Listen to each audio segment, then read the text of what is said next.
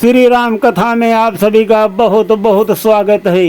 गिरीश अध्यात्म ड्रीम में आज मैं आप सभी को सुनाने वाला हूँ राम केवट संवाद। भगवान प्रभु श्री राम गंगा के तट के किनारे पहुँच गए हैं और वो लक्ष्मण, सीता और राम जी गंगा मैया को प्रणाम कर रहे हैं और केवट से नाव मांग रहे हैं। केवट सुन नहीं रहा है। आज अपने व्यंग वचन बाणों से केवट जो है भगवान प्रभु श्री राम के छक्के छुड़ा देगा। सुनिए कथा प्रसंग में सारा हाल। ये शब्द काल्पनिक हैं किंतु मनोरंजन के लिए आज केवट हृदय में तो प्रीति है, भक्ति है, परंतु ऐसे ऐसे कठोर वचन बोलेगा जिनको सुन करके आप सभी लोग दंग हो जाएंगे। श्री राम, लक्ष्मण, सीता गंगा जी के तट पर खड़े हुए हैं। भगवान प्रभु श्री राम केवट से बार बार आग्रह कर रहे हैं कि हे केवट भाई, नाव लेकर के आओ और मुझे गंगा के पार उतार दो। लक्ष्मण जी को भगवान का ये मत पसंद नहीं आ रहा है। इधर केवट सुन नहीं रहा है। श्री राम जी बार बार विनती कर रहे हैं, केवट भाई नाव लेकर के आओ। लक्ष्मण जी कहते हैं कि आजकल ऐसा ज़माना नहीं है और आप हमको आदेश करो, ये अभी नाव लेकर के आएगा। भगवान प्रभु श्री राम लक्ष्मण जी को मना कर देते हैं। मांगिए नावन केवट आना, मांगिए नावन केवट आना, कहे तुम्हारा मरम मैं जाना। भगवान प्रभु श्री राम जी बार बार विनती करके नाव मांग रहे हैं। नहीं आ रहा है केवट, नहीं सुन रहा है। और जब ज़्यादा बार बार कहा तो कहता है कि कहा ही तुम्हारा मर्म मैं जाना, कि मैं तुम्हारा मर्म सब जानता हूँ। और फिर चुपचाप बैठ जाता है। ये नहीं कहता है कि हम नहीं लाएंगे और सुनता भी नहीं। भगवान प्रभु श्री राम जी बहुत विनती कर रहे हैं, बहुत विनती कर रहे हैं। गोस्वामी जी ने भी लिखा है, सोई कृपाल केवट निहोरा, सोई कृपाल केवट निहोरा। भगवान प्रभु श्री राम जी निहोरा कर रहे हैं, विनती कर रहे हैं कि भैया उतार दो हमको, हमें गंगा के पार जाना है। केवट नहीं सुन रहा है, कुछ नहीं बोल रहा है और उल्टा उसने कह ही दिया है धीमे स्वर में कि तुम्हारा मर्म मैं सब जानता हूँ। भगवान प्रभु श्री राम ने कहा कि केवट भाई, ऐसी क्या बात है जो तुम मेरी आवाज़ को सुन नहीं रहे हो। केवट बोला कि तुम्हारे पैरों में जादू है, जादू, और मैं तुमसे बोल करके क्या अपना नाश करा लूँ? कैसे मैं तुम्हें अपनी नाव पे बैठा लूँ? हमारी नाव जो है वो तो लकड़ी की है और तुम्हारे पैर जो हैं पत्थर की शिला को नारी बना देते हैं। भगवान प्रभु श्री राम ने कहा कि ऐसी बात नहीं है। तब तो केवट बहुत ही नाराज हो गया।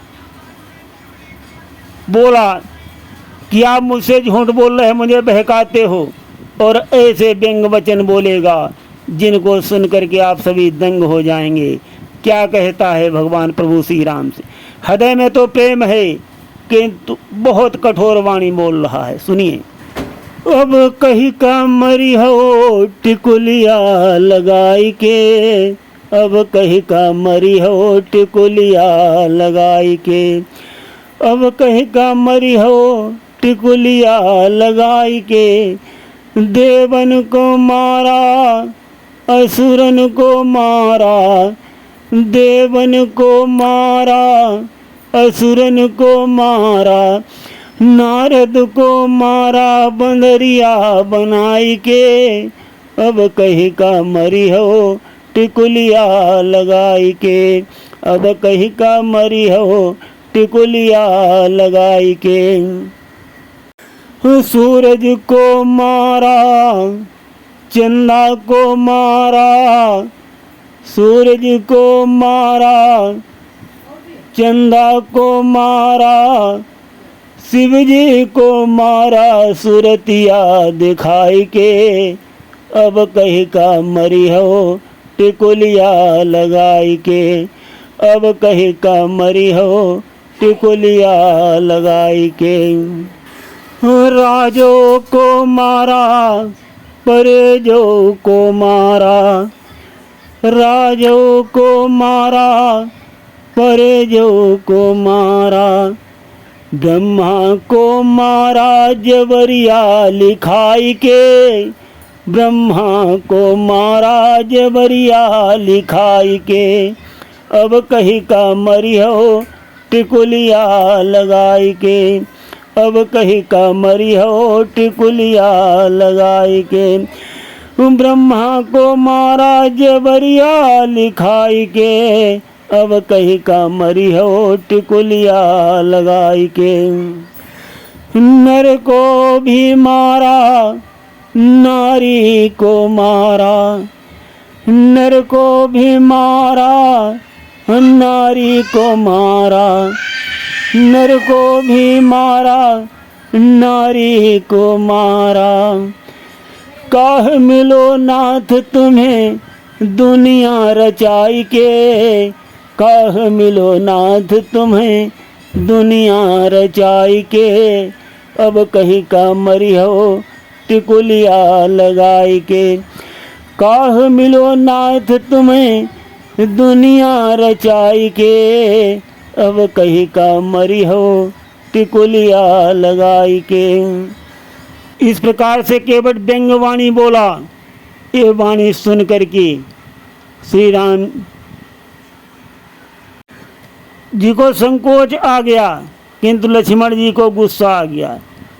ऐसे दोस्त व्यंग्य वचन केवट ने सच बोला है। केवट का भाव है कि आपने ब्रह्मा जी से जबरदस्ती लिखा लिया है, जो आप मेरे सामने नाव मांग रहे हो मुझसे। मैं इतना छोटा हूँ और आपने मुझे इतना बड़ा बना दिया,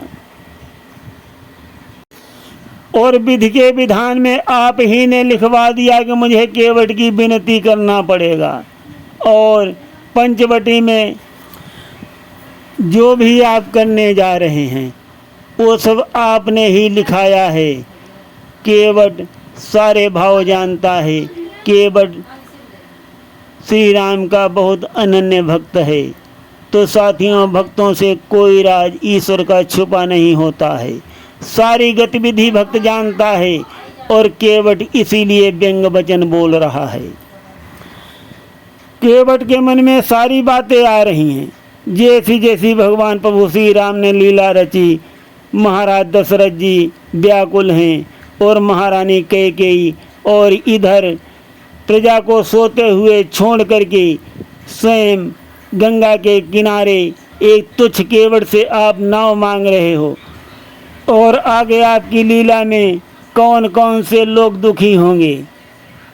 आप तो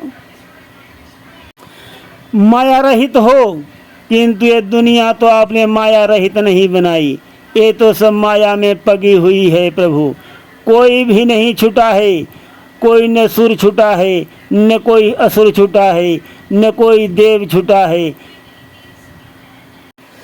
नट मरकट इव सब ही नचावत, राम खगेश वेद असगावत। केवट कह रहा है कि आप नट और मरकट को सबको नचा रहे हो अपनी लीला में। यही व्यंग्यवाणी से केवट भगवान प्रभु श्री राम के छक्के छुड़ा देता है।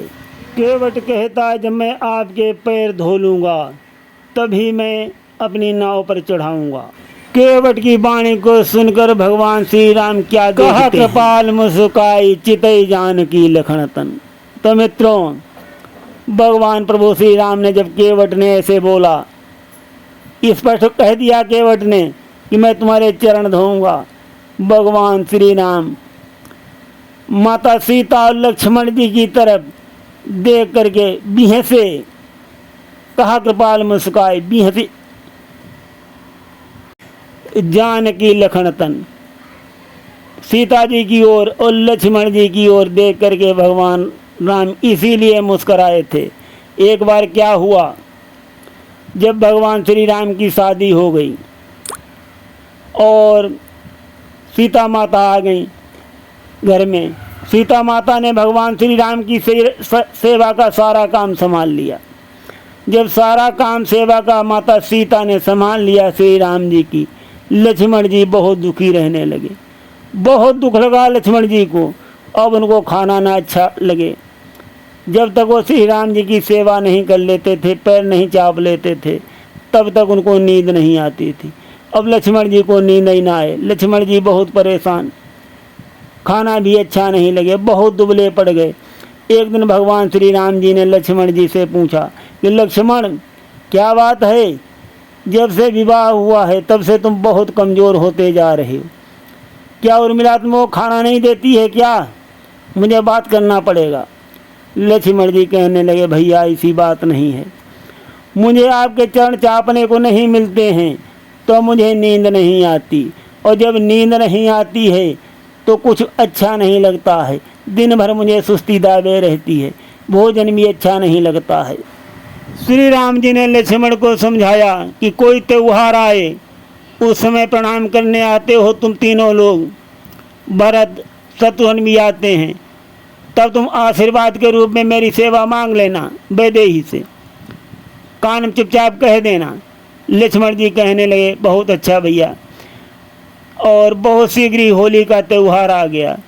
सीता जी जो हैं वो घर में बैठी हुई हैं। भरत जी, शत्रुघ्न जी, लक्ष्मण जी प्रणाम करने के लिए आए। सीता माता ने सबको आशीर्वाद दिया, सबको आशीर्वाद दिया। लक्ष्मण जी पहुंच गए, कहने लगे, हे भाभी माँ, मुझे भैया की सेवा का आशीर्वाद दे दो। ये बात सीता जी के कान में कही, और जैसे ही लक्ष्मण जी ने कहा, सीता जी बेहोश होकर के गिर गईं। जब बेहोश होकर के गिर गईं, लक्ष्मण जी चौंक गए, और वहाँ जितने लोग थे सभी चौंक गए कि अरे लक्ष्मण, तुमने क्या कर दिया जो सीता जी बेहोश हो गईं। लक्ष्मण जी डर गए कि पता नहीं भैया ने क्या हमको समझा दिया और मैंने उनके कान में बोल दिया। लक्ष्मण जी दौड़ते हुए श्री राम जी के पास आए और कहने लगे, भैया आपने क्या कहलवा दिया? भाभी माँ जो हैं बेहोश हो गई हैं और सब हमारा दोष दे रहे। अब मैं इतना नहीं बर्दाश्त कर पाऊँगा, मैं साफ साफ कह दूँगा कि आपने ही कहा है, वही मैंने बोला है कि सब लोग मेरा दोष दे रहे हैं कि लक्ष्मण ने कुछ कह दिया, लक्ष्मण ने कुछ कह दिया, मुझे ही सब डांट रहे हैं। भला मैं क्या कह सकता हूँ भाभी माँ से? तो राम जी बोले मुस्करा करके, अरे लक्ष्मण, कान में जा करके कह दो वैदेही के कि चलो एक चरण की सेवा आप कर लेना और एक चरण की सेवा मैं कर लूँगा। चलो आपस में आधा आधा बांट लेते हैं, वैदेही को होश आ जाएगा। लक्ष्मण जी के कान में कहा कि भाभी माँ, एक चरण की सेवा आप कर लेना और एक चरण की सेवा मैं कर लूँगा। जैसे ही लक्ष्मण ने ये बात बोली, सीता माता को होश आ गया और वो उठ करके बैठ गई। वही भगवान श्री राम जी कहते हैं कि केवट तू दोनों चरणों की सेवा मांग रहा है, और यहाँ ये दोनों प्राणी हमारे सामने ही खड़े हैं। अभी कहीं बेहोश होकर के गिर गए तो मैं क्या करूँगा? और भगवान श्री राम जी ने सीता और लक्ष्मण जी को समझा करके केवट को हाँ कर दिया। जैसे ही श्री राम ने कहा कि चलो तुम मेरे चरण धो लो, केवट वहाँ से भाग खड़ा हुआ। जब केवट वहाँ से भागने लगा, लक्ष्मण जी कहने लगे कि प्रभु, आपने बहुत इसको सर पर चढ़ा रखा है, आपने ये भी कह दिया कि चरण धो लो, तब भी ये देखो भागा जा रहा है। श्री राम जी ने बोला, केवट, केवट भाई कहाँ जा रहे हो, थोड़ा रुको। केवट बोला कि प्रभु, अब आपने मुझे ये अवसर दे दिया, मैं अपनी पत्नी को बुलाने जा रहा हूँ। बिना पत्नी के कोई तीर्थ यज्ञ नहीं हो पाता, और ये मेरे लिए आपके चरण मिल गए, यज्ञ के समान ही हैं, यज्ञ से भी बड़ा मेरा भाग्य है, और यज्ञ से बड़ा इसमें फल मैं सोच रहा हूँ। मैं अपनी पत्नी को, परिवार को लेकर के आता हूँ, तब मैं आपके चरणों को धोऊंगा। और केवट दौड़ करके घर जाता है। वहाँ कठौता लेके आता है, उसमें केवट की परिवार के लिए खाना बनता था तो आटा गूंधा